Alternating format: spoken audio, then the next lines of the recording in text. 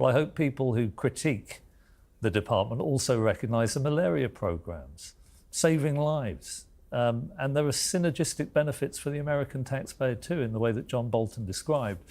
But I would also add that this is a trivial issue in one way.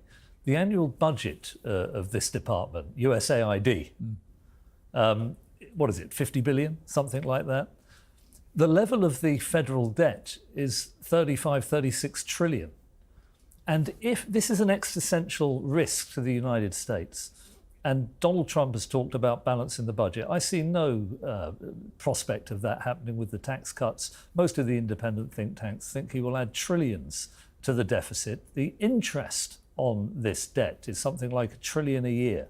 And unless there's a reduction in entitlements, unless there's a willingness to crack down on corrupt tax avoidance, the infiltration of Congress by lobbyists, monopoly power in the corporate sector, I don't think that this existential risk is going to be alleviated by this battle over a pretty small department, even though I think in and of itself it's worth doing. I mean, see, that's interesting because, like your last words, even in itself it's worth doing because actually they've got to start somewhere.